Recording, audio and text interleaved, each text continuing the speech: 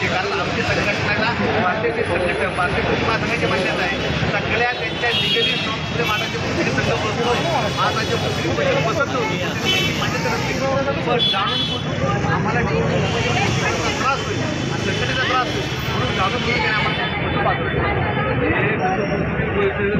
एक नाही 3 संघटना झाल्या म्हणजे ऑलिम्पिक तर तसं नाही झालं मिळवली. नाही, महाराष्ट्र ऑलिम्पिक असोसिएशनच्या विरुद्धात म्हणजे आज आम्ही उपोषणा बसतो आणि पी टी उषाची तक्रार केलेली आहे.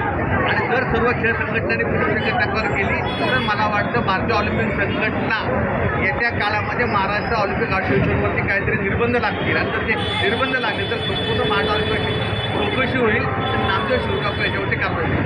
हे झाले म्हणजे म्हणूनचे आरोप खरं तरी सांगायचं आलं पण खेळाडू आहेत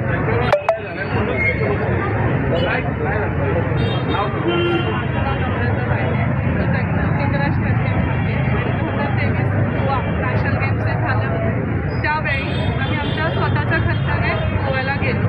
आम्हाला काही ट्रान्सपोर्टेशनचा खर्च किंवा काही दिलंच नाही. त्यानंतर तिथे गेल्यानंतर किट तर आम्हाला मिळालंच नाही, जायच्या आधीही नाही मिळालं, तिथे गेल्यानंतरही नाही मिळालं. आमच्या संघटनेने स्वतः खर्च करून आम्हाला ट्रॅकसूट दिले, ते आम्ही पूर्ण वेळ आम्ही तेच घालून. किट आम्हाला 8 महिन्यांनी मिळालं, घरी ते सुद्धा अर्ध्या गोष्टी मिळाल्या, अर्ध्या गोष्टी मिळाल्याच नाही.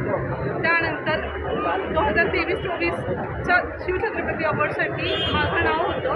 फर्स्ट लिस्टमध्ये मी क्वालिफाय झाले होते, पण सेकंड राऊंडला माझं जी ॲक्च्युअल जी लिस्ट आहे त्या लिस्टमध्ये नावच नव्हतं. पुरस्काराचं शिबिर करताना तुझ्यावर अन्याय झाला, राजकारण झालं? हो, मला झालं आहे. कारण संघटनेने केलं, कुठल्या एका व्यक्तीने? संघटनेने नाही केलं आहे, पण हेच आहेत नामदेव शिरगावकर. नामदेव शिरगावकर हेच ही एकटी नाही, महाराष्ट्रातले लाखो खेळाडू नामदेव शिरगावकरच्या पाठीवरती नाराज आहे. कित्येक खेळाडूंनी गुजरात नॅशनल गेममध्ये जे किट दिलं होतं त्या किटबद्दल तक्रारी शासकीय अधिकाऱ्यांना केलेल्या आहेत, परंतु तिथं अजितदादाच अध्यक्ष असल्यामुळे शासकीय अधिकाऱ्यांनी त्या सगळ्या तक्रारी दाबल्या. 1 रुपये नामदेव शिरगावकरांना अजितदादा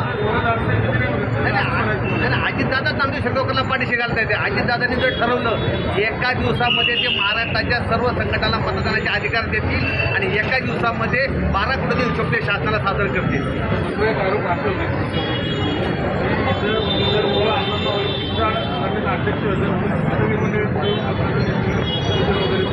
महाराष्ट्रातल्या 50 संघटनांना ज्यावेळेस तुम्ही मतदानाचे अधिकार द्याल त्यावेळेस संघटना ठरवतील कोणाला अध्यक्ष करायचे. एक माणूस ठरवू शकत नाही अध्यक्ष कोणाला करायचे. पण आता फक्त मोजक्याच 22 संघटना हाताची धरून नामदेव शिरगावकर काही लोकांसाठी ते काम करत आहे.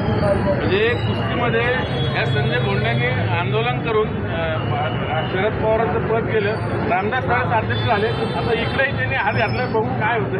व्हिडिओ जर्नलिस्ट विकी कांबळे, चरण पुंदे, जी मीडिया पुणे.